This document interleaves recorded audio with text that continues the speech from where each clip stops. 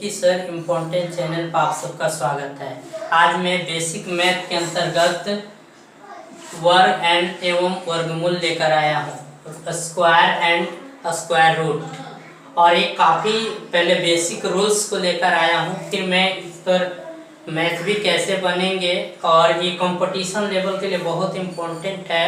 कभी कभी पहचानना के लिए दे देता है कि कौन सा वर्गमूल का पूर्ण वर्गमूल होगा, किसका नहीं होगा, तो बहुत दिक्कत आती है। तो उन सभी स्टूडेंट के लिए जो ये जानना चाहते हैं कि बिना देखे समझे हम समझ जाएं कि वर्गमूल होगा या नहीं होगा, इसका निकलेगा कि नहीं, उसके लिए कुछ रूल्स हैं जो आप लोग को फॉलो करना होगा। तो इस रूल्स के अंतर्गत पहले कि वर्ग होता क्या है, तो किसी संख्या को उसी संख्या से गुना करने पर प्राप्त गुणनफल वर्ग कहलाता है। और उस वर्ग जिस संख्या का होता है वह वर्ग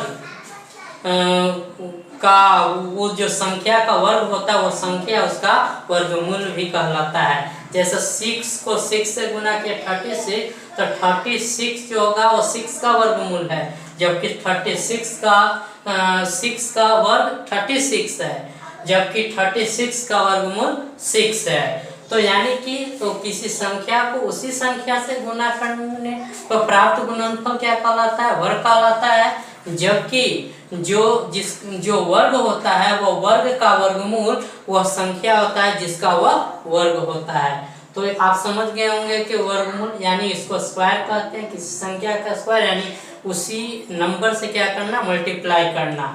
और स्क्वायर रूट यानी जो संख्या का वो मल्टीप्लाई हुआ होता है वही उसका क्या होता है, स्क्वायर रूट होता है। रूट को इस तरह से सूचित करते हैं, आगे है वर्गमूल को हम लोग रूट यानी इस तरह से सूचित किया करते हैं। कुछ रूल्स हैं जो हम लोग को फॉलो करना है। यदि 2, 3, 7, 8 किसी संख्या के वर्ग के इकाई स्थान पर नहीं आता है, अर्थात ये रहे, तो वह पूर्ण वर्ग उस संख्या का नहीं निकाला जा सकता। उस संख्या का पूर्ण वर्गमूल यानी कि अगर कभी भी किसी संख्या का अगर वर्ग करते हैं तो इकाई स्थान पर 2, 3, 7, 8 नहीं आता है। इसका मतलब अर्थात कि अगर ये सब रहे तो उस संख्या का वर्गमूल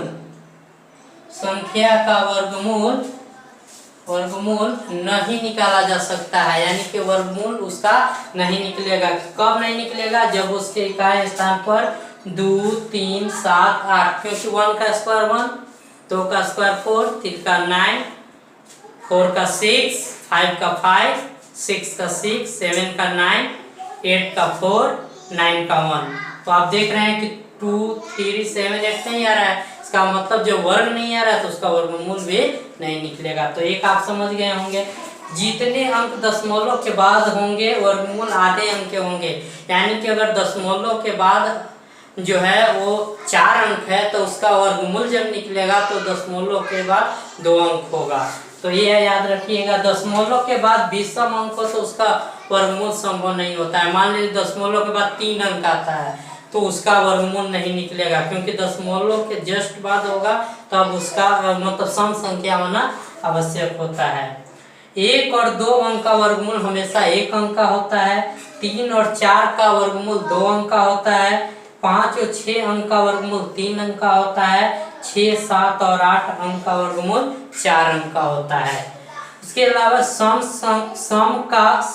विषम का विषम वर्गमूल होता है। यदि सम संख्या है तो उसका वर्गमूल भी सम संख्या होगा, यदि विषम संख्या है तो उसका वर्गमूल भी विषम संख्या ही होगा।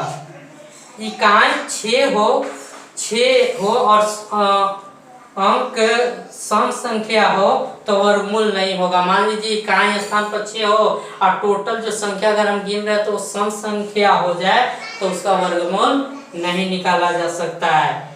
1, 4, 9 इकाई स्थान पर हो, दहाई अंक विषम संख्या हो तो वर्गमूल नहीं होगा। यानी कि 1, 4, 9 अगर इकाई स्थान पर है और जो दहाई अंक जब गिनते हैं तो वो विषम संख्या आ जाता है, विषम संख्या हो तो उसका वर्गमूल नहीं निकाला जा सकता। उसके बाद है, यदि संख्या का इकाई अंक 0 और दहाई अंक 9 हो या सम संख्या हो, तो सम संख्या न हो तो उसका वर्गमूल नहीं निकाला जा सकता है। किसी संख्या का संयुक्तांक 1, 4, 7 नहीं हो तो वर्गमूल संयुक्तांक का मतलब क्या होता है? जैसे कि मान लीजिए अगर 2, 6, 9 है, 2, 6, 9 है, इसका मतलब इसको जोड़ के देखेंगे तो 8, 9, 17, तो इकाई स्थान 7 आ रहा है। 7 इसमें है, 6, 8, 9, 17।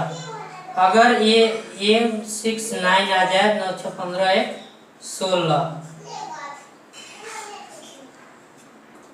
तो हम लोग देख रहे थे कि किसी संख्या का संयुक्तांक जो होगा 1, 4, 7, 9 नहीं हो तो उसका वर्गमूल नहीं निकलेगा। जैसे 269 है तो इस सबको जोड़ेंगे, संयुक्तांक का मतलब होता है इस सबका योग। 6 और 9 जोड़ेंगे 17, और 17 को 1 और 7 जोड़ेंगे तो 8 आएगा। इसमें से नहीं है, इसका मतलब इसका वर्गमूल नहीं निकलेगा। यही यहाँ देखिए तो 1, 6, 9, 16 और 1, 6, 7 आ रहा है, इसका मतलब इसका वर्गमूल निकाला जा सकता है। तो यदि आप लोग स्क्रीनशॉट लेना चाहते हैं तो ले सकते। तो अभी हम लोग देखें वर्गमूल का जो आगे था नियम, अब है कि वर्गमूल निकालने के मेथड। तो ये बेसिक मेथड है जो हम आप लोग को बता रहे हैं। ये दो मेथड होते हैं, एक गुणनखंड विधि जिसको फैक्टर मेथड कहते हैं, और एक होता है भाग विधि जिसको डिवाइड मेथड कहते हैं। तो ये दो मेथड से वर्गमूल निकाला जाता है। तो सबसे पहले हम गुणनखंड विधि से देखेंगे। तो हमने 196 लिखा, अब इसको निकालना है। तो फैक्टर का मतलब होता है इसको तोड़ना। इसको तो एलसीएम की तरह हम इसको तोड़ते हैं, जैसे 2 से लगाते हैं तो 9 2 जा 18, 8 2 जा 16, यानी कि 98 बार में फिर 2 से लगाए तो 49 2 जा 98 होता है। फिर इसको 7 जाओगा क्योंकि 2 3 से तो लगेगा नहीं। और जब भी ये फैक्टर किया जाता है तो पहले 2 से ट्राई, फिर 3 से, फिर 5 से, फिर 7 से, 11 से, फिर 13 से, यानी जो प्राइम नंबर होते हैं यानी कि अभाज्य संख्या, उससे ट्राई करना होता है। तो हमने इसको तोड़ा और तोड़ने के बाद इसको 2 × 2 लिखा जाता है। वर्गमूल में याद रखा जाता है हमेशा कि वर्गमूल में जोड़ा लगाया जाता है। क्या लगाया जाता है? जोड़ा। एक जैसा को जोड़ा लगा कर उसमें से एक निकाल, तो 2 को 2 है तो 1 2 इसमें निकल गया, 2 को 7 है तो 1 7 इसमें निकल गया। तो ये हो गया 2 7 जा 14, यानी हमारा वर्गमूल यानी 196 का वर्गमूल 14 हो गया। तो ये हो गया गुणनखंड मेथड, फैक्टर मेथड। परंतु ये फिर धीरे धीरे वैज्ञानिकों को प्रॉब्लम होने लगा। मैथ में जब बड़े बड़े आने लगे अंक तो इतना तोड़ना संभव नहीं होने लगा, जिसको सुविधा के लिए आगे चल के डिवाइड मेथड का प्रचलन आया, जिसमें इस मेथड में इससे डिफर है। इसमें ये दिमाग लगाना होता है कि पहले जो अंक दिया होता है इसमें पहले हम जोड़ा पहले लगा लेते हैं। तो 169 है और हमेशा जोड़ा जो है वो राइट हैंड से यानी कि इकाई संख्या से यानी कि 1 प्लेस से लगाया जाता है। तो 9 और 6 पहले जोड़ा लग गया, और जो जोड़ा से बच जाए पहले उसको काटने की कोशिश करते हैं। तो जैसे ही ये 1 बच गया तो इसमें एक वर्गमूल में याद ये रखना होता है कि अगर 1 से गुना करते हैं तो 1 ही से गुना किया जाता है नीचे भी, अगर 2 से तो 2 ही से करना है, अगर 3 से तो 3 ही से, मतलब ये यूज करना होता है।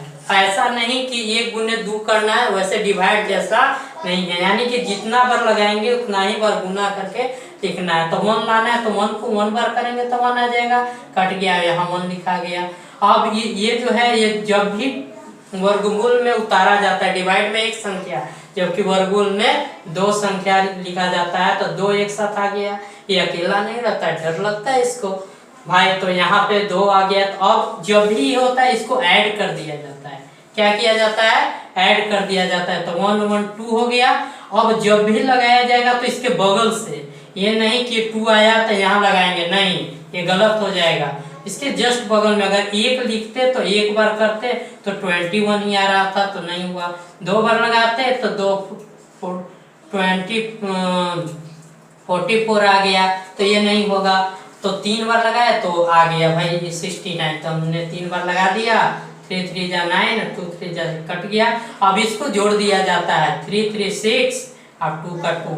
तो देखा जाता है अगर यहाँ से ये दुगना आता है तो समझिए कि आपका वर्गमूल सही बन रहा है, और ये हमेशा दुगना होते जाएगा, हमेशा ये दिखेगा कि दुगना हो रहा है। अगर हो रहा है तो आप सही जा रहे हैं, और कितना भी बड़ा संख्या हो आप बना सकता है। ये तो ऑड नंबर का था। अगर इवन नंबर का वर्गमूल निकालना हो तो देखते हैं, ये 4 अंक का है तो इसको 2 अंक का 2 अंक का, तब ये 2 अंक का पहले काटेंगे तो 10 है तो 3 जा 9, क्योंकि 4 बार लगाएंगे तो 4 4 जा 16 होता है, तो ये तो लगेगा नहीं, तो 3 जा 9, इसमें से घटा 1, और यहाँ पे 2 अंक उतर गया, यहाँ पे 3 3 6 ऐड होके 6 हो गया।